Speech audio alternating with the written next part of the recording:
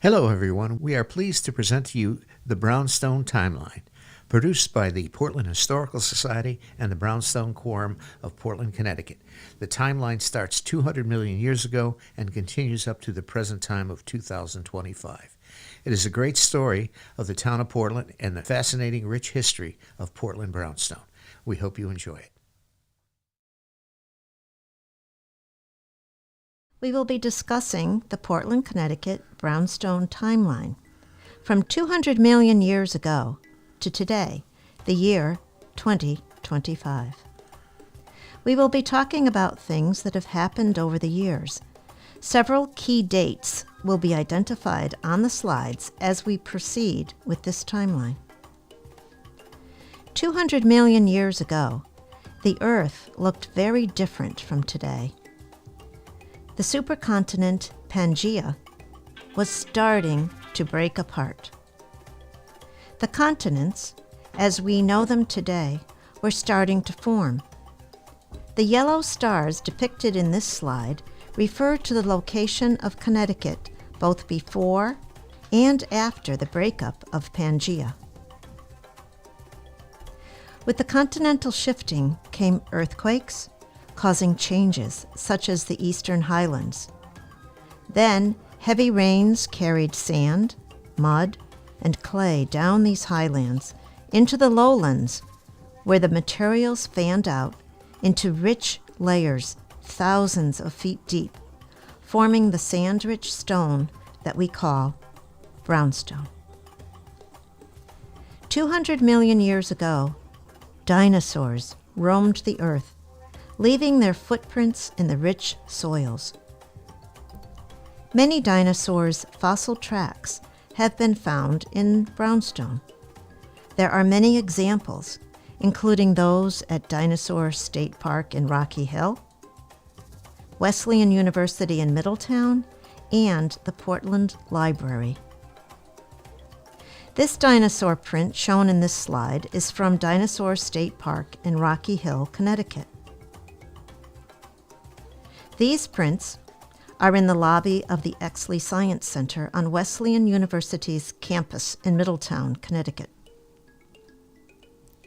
The Portland Public Library has two large brownstone slabs with dinosaur tracks from the Portland Brownstone quarries.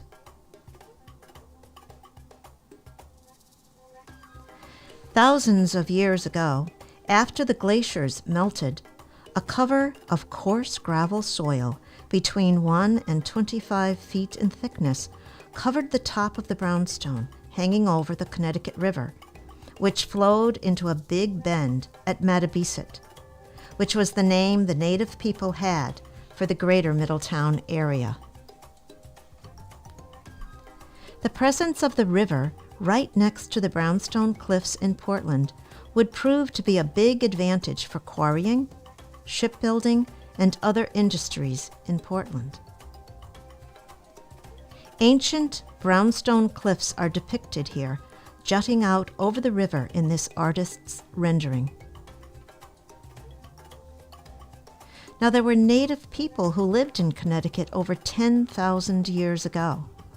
The Wangunk native people lived in the Mattabesett area, which was the current area of Greater Middletown, Connecticut. Wangunk means people at the bend in the river.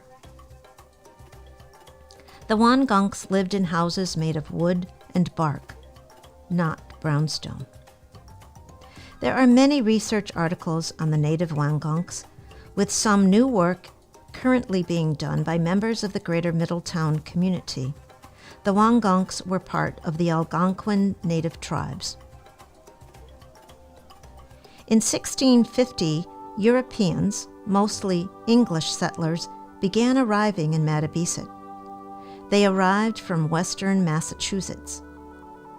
And in 1653, the new settlers changed the name of the community from Mattabesett to Middletown, referring to the distance perhaps midway between the settled areas of Hartford and Old Saybrook. The Middletown selectmen gave permission for the new settlers to build boats in East Middletown, which would later become the town of Portland. This historic mural is in the auditorium in the Brownstone Intermediate School on Main Street in Portland. It was painted by Harold Barber, an artist who worked for the Works Progress Administration, WPA, in the 1930s. In 1690, James Stancliffe, a new English settler, built his house in East Middletown.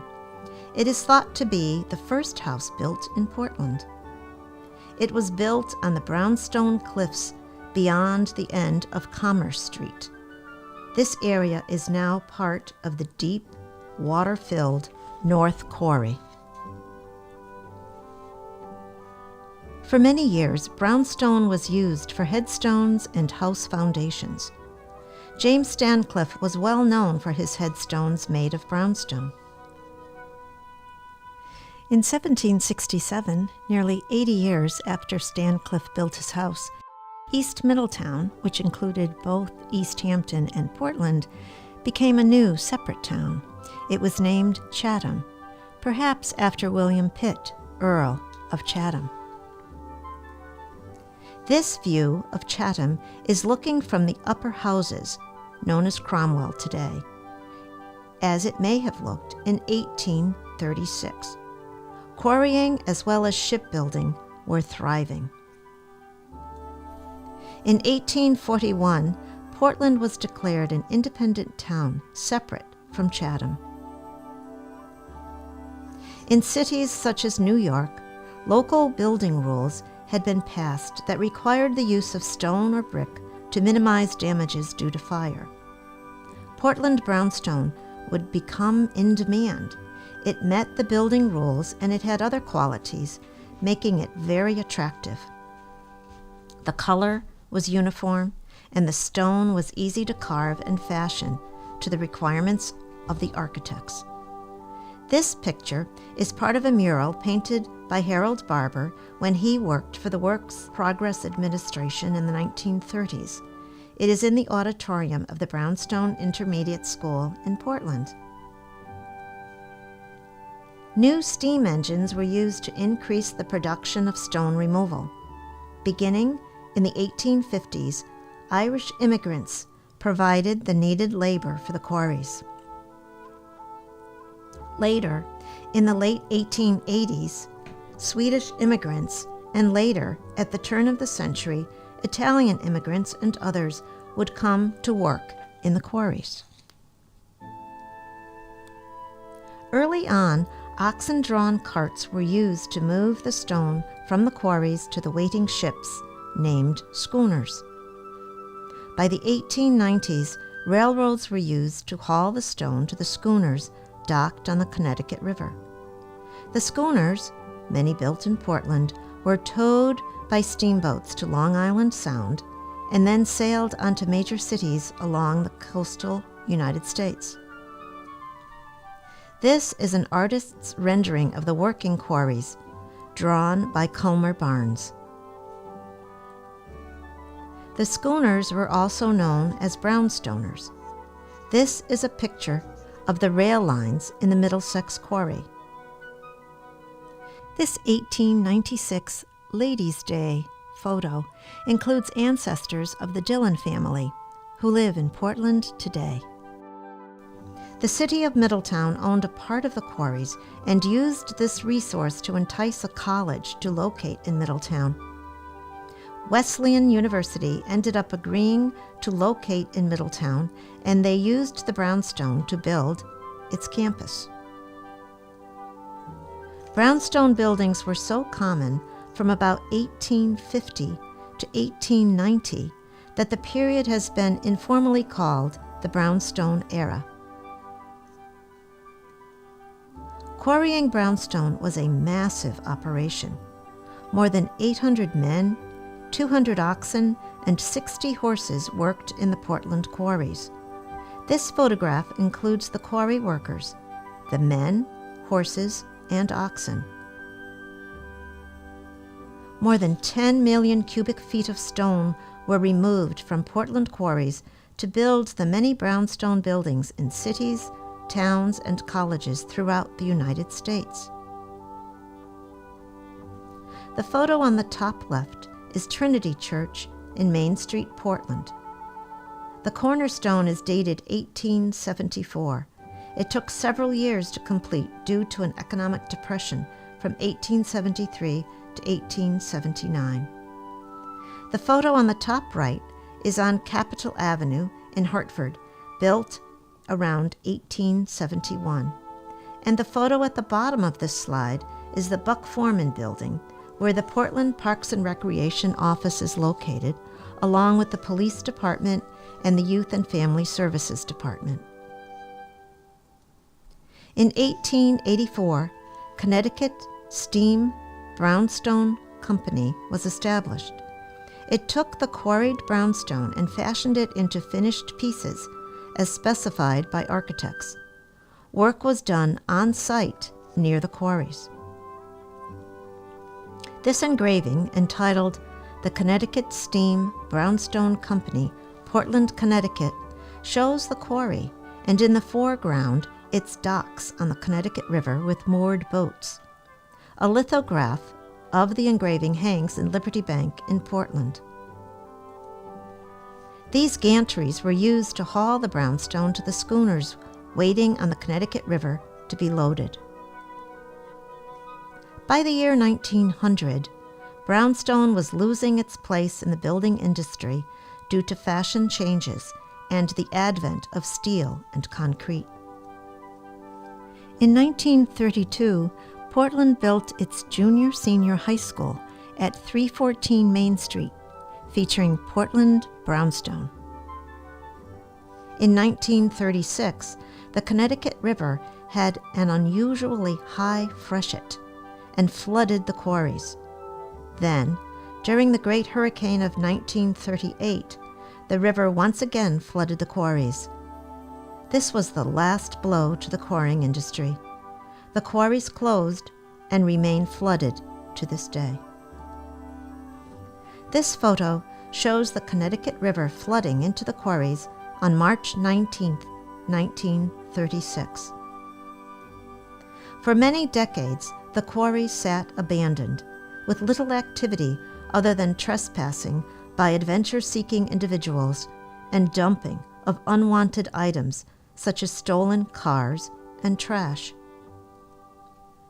This Hartford Courant photo from August 6, 1969 shows the state police dive team retrieving a car that had been stolen in Middletown. No one was in the car when they brought it to the surface. This slide shows trash that was retrieved out of the quarry. In the 1990s, there was a plan to build housing along the quarries with a marina and access to the Connecticut River. However, these plans failed. In 1994, quarrying of brownstone in Portland returned. Connecticut Brownstone Quarries, LLC, rented quarry land from the Guido family on Brownstone Avenue. Michael Meehan owned and ran the business, which was established at the northernmost section of the quarries. The brownstone was used for repair work on aging brownstone buildings such as Gallaudet University in Washington, D.C., and Wesleyan University in Middletown. The quarry closed in 2012. The Connecticut Brownstone Quarries operated for 18 years. Mike Meehan, who ran the operation at the Connecticut Brownstone Quarries, is a trained geologist and is now retired from quarrying. He still occasionally visits Portland. In 1999, the town of Portland bought the water-filled North Quarries and riverfront for $1,050,000. The town of Portland acquired the water-filled South Quarry in 2000 for no consideration. Allison Guinness, a graduate student at Wesleyan University, conducted extensive research on the brownstone quarries, which provided the basis for the quarries being named a National Historic Landmark in 2000. In 2000, the nonprofit Brownstone Quorum was established by local volunteers. The Brownstone Quorum was tasked by the Portland Board of Selectmen to find uses for the quarries the town had just purchased. The Brownstone Quorum volunteers are shown here with John Monroe of the National Park Service Rivers and Trails Division. John is the first person in the upper row of this picture on the left. Research was conducted by the Brownstone Quorum to find out how the community wanted to use the quarries and riverfront land. The research showed that people wanted recreational uses, educational uses, and commercial uses.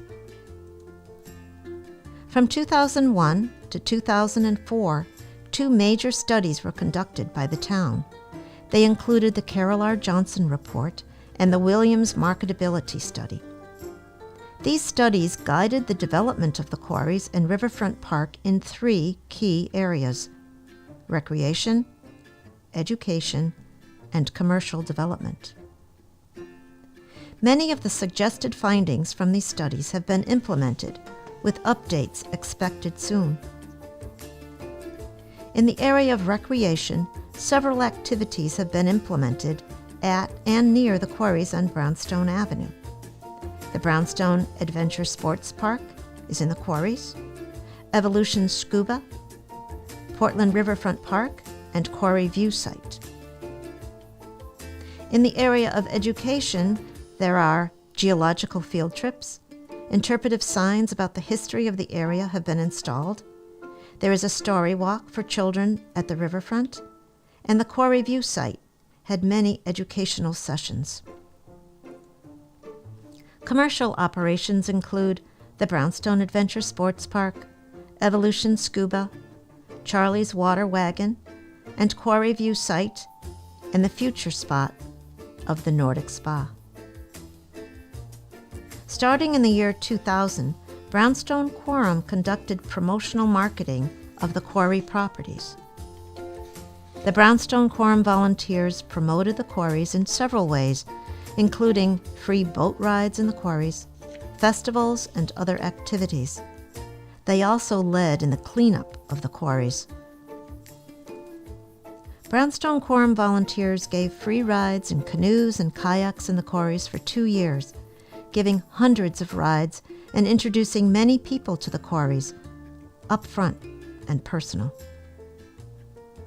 This picture is of Brownstone Quorum volunteers giving rides. Hiking trails were blazed by Brownstone Quorum volunteers. Public festivals were held. The annual Brownstone Festival, spearheaded by the Brownstone Quorum, started in 2005. It included free music, food, and education on the quarry's history. The Portland Historical Society provided historical information on the quarries. Food was provided courtesy of the Brownstone Quorum. Music was performed. Conversation and socialization were strongly encouraged. Brownstone carving demonstrations were held at the festival. Art was displayed by local artists at the annual Brownstone Festival. Free hay rides were provided along the riverfront. In 2006, the town signed an agreement to lease the quarries to a commercial operation, as recommended by the Williams study.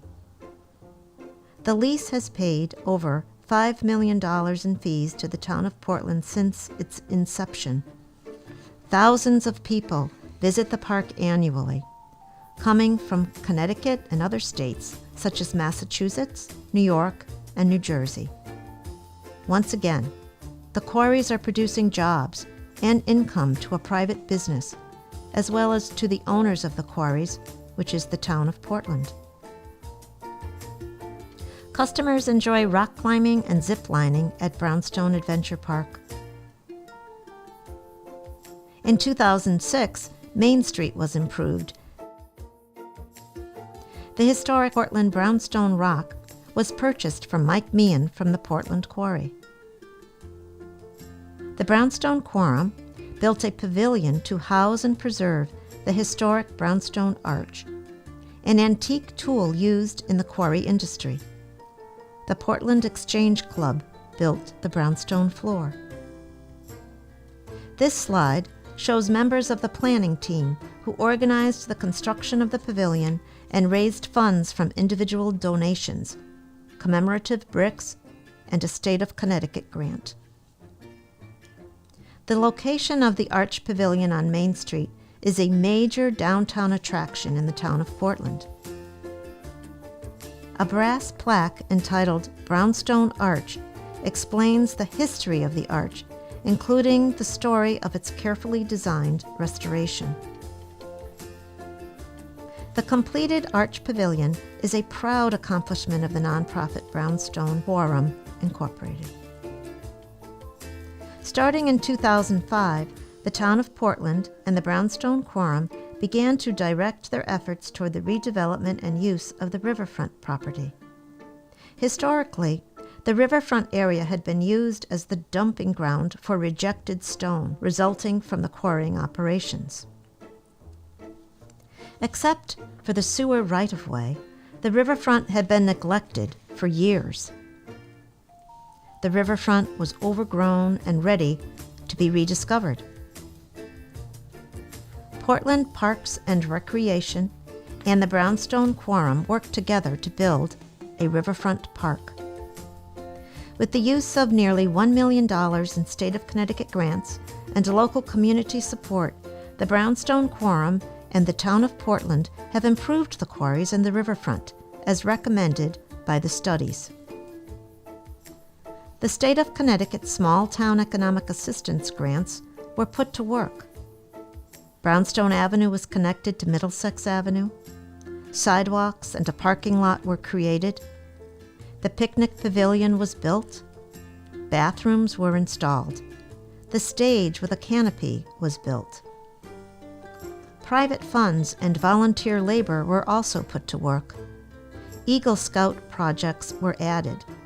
Benches, gazebo, volleyball court, story walk, and picnic tables. The labyrinth and meditation garden were designed and built. Pollinator gardens were planted.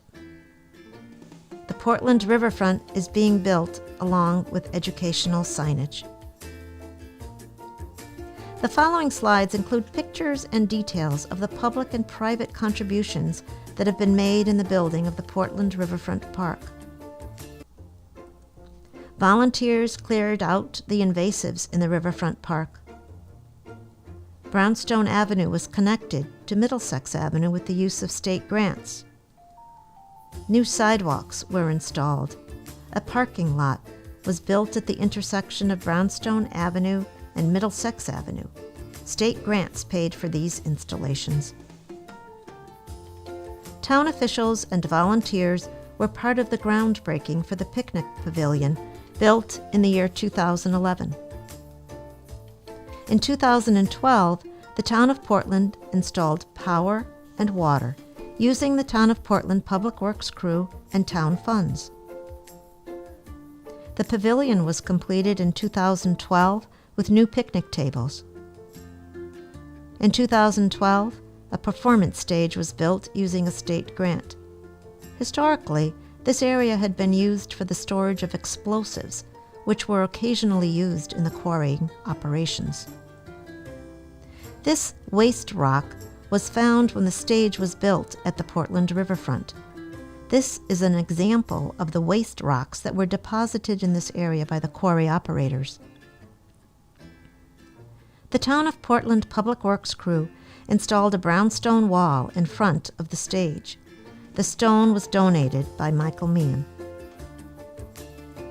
The band shell was installed over the stage with the use of a state grant. State and local officials joined together for the ribbon-cutting ceremony for the stage. In 2015, bathrooms were installed with the use of state grants. Private community contributions have been plentiful, including Eagle Scout projects such as benches along the riverfront in 2002. a volleyball court, a story walk for children, a gazebo with great views of the Connecticut River, and picnic tables along the riverfront. The Community Foundation of Middlesex County donated a buddy bench in remembrance of a young life lost too soon. The Brownstone Quorum, a 501c3 nonprofit, has provided funds and volunteer labor in the building of the Riverfront Park. The following slides represent only a few of the many Brownstone Quorum volunteers from 2000 to 2025. Brownstone Quorum received recognition from the Connecticut Recreation and Parks Association.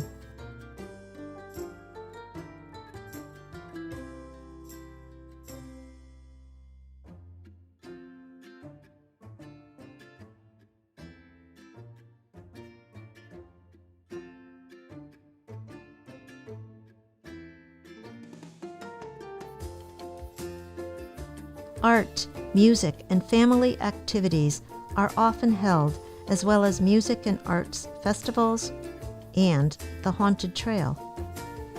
The Haunted Trail was sponsored by Brownstone Quorum as a fundraiser for the Riverfront Park improvements every October from the years 2013 through 2018. In 2019, the town of Portland purchased 6 acres of riverfront land just south of the Riverfront Park. The land is a brownfield in need of cleanup due to years of gasoline and oil storage depots on the property. State brownfield remediation grants are being used, and plans are underway for commercial development on this land. This is a drone shot along the Connecticut River taken before the blue tanks were decommissioned and removed from the property in 2020. In 2019, Dean Susie and Darlene Rice purchased the former quarry land owned by the Guido family of Portland. Mike Meehan had previously operated this quarry operation on this property. Dean and Darlene cleaned it up and repurposed the land. They established a nonprofit called Quarry View, where they welcomed campers, held drum circles, and sponsored artisan craft fairs. The Quarry View property was sold in 2024 for $2.5 million. A Nordic spa is going to be built on the property. The land had been purchased in 2019 for $300,000. This is a good example of the profitability of the brownstone quarries. This is a photo of Dean Susie and Darlene Rice, owners of Quarry View. In 2021, a labyrinth was built, funded by the sale of commemorative bricks sold by the Brownstone Quorum. The bricks were used to create a walkway to the labyrinth. The labyrinth was designed by Frank and Carol Winiski and built by Jim and Patrick Landry of Evergreen Landscaping.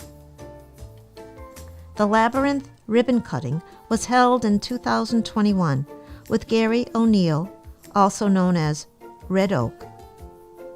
Gary is a descendant of the Wangunk Native American tribe, and he performed a special Native American blessing ceremony.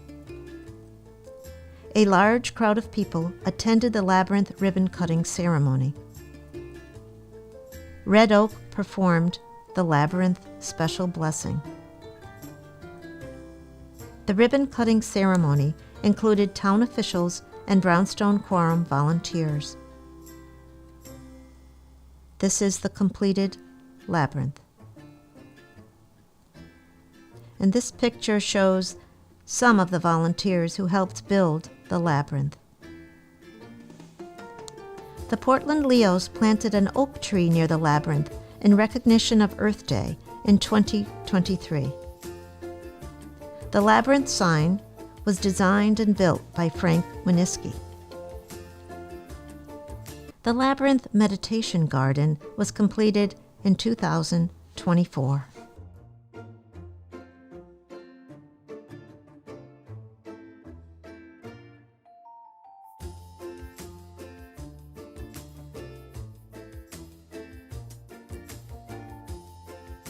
Starting in 2023, the Brownstone Quorum is in the ongoing process of building the Portland Riverwalk. The work includes planting native species, plants, and pollinator gardens. The Rockfall Foundation and the Community Foundation of Middlesex County are strong supporters, providing generous monetary assistance grants. Brownstone Quorum volunteers are building the Riverwalk. Artifacts were discovered as the Riverwalk was built. This is a view of the Riverwalk in its early development. Many new native tree species are being planted along the Riverwalk. Volunteers are providing ongoing maintenance of the newly planted trees. This is a picture of the beautiful Connecticut River, taken at the north end of the Riverwalk. A pollinator garden was started in 2023 along the Riverwalk. The pollinator garden attracts butterflies, birds, and other insects.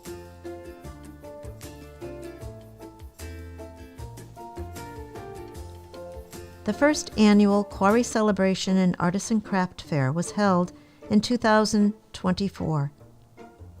More than 100 vendors and groups participate in this fundraiser annually.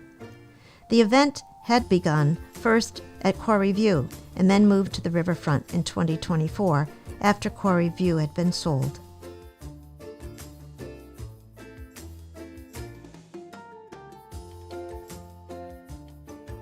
Three historic information signs were installed in Portland Riverfront Park using grant money from the Connecticut Humanities. Topics include the brownstone quarries, shipbuilding, and the rail lines used in the quarries. The Parks and Recreation Department runs several annual events in the Riverfront Park. Parks and Recreation and Youth and Family Services Little Hikers use the park. In summary, the quarries have contributed significantly over many years. Over the centuries, the Portland Brownstone quarries and riverfront have made remarkable contributions to Portland and beyond. In 2025, the quarries are still producing jobs and income. Over $5 million from Brownstone Sports Adventure Park have been paid over the years to the town of Portland in fees and taxes. In addition, new businesses such as the Nordic Spa are making new investments in the quarries. In 2025, the Riverfront Park, a former waste site for quarry operations, is providing major benefits to the community. The quarries and riverfront provide major benefits to the community, such as active and passive recreation, hiking trails, picnic areas, the labyrinth, and pollinator gardens. There is valuable economic development. The Brownstone Adventure Sports Park has paid a total of $5 million in fees to the town of Portland. The quarries, riverfront, the new Brainerd Place, and Main Street businesses all work together. The new Nordic Spa is expected soon. New riverfront commercial development is planned for the former brownfield site on the Connecticut River. Summer concerts and the Quarry Celebration Day Fair are held each year. Rental fees from weddings and other private events are paid to the Parks and Recreation Department each year. There is ongoing preservation of a National Historic Landmark, the famous Portland Brownstone Quarries. We leave you with a question. How do we ensure the quarries and riverfront are preserved for future generations? The answer is in your hands. Thank you for listening. This presentation was developed by the Brownstone Quorum and the Portland Historical Society, with special thanks to volunteers Frank Winiski, Carol Winiski, Tom Bransfield, Susan Bransfield, and Bob McDougall.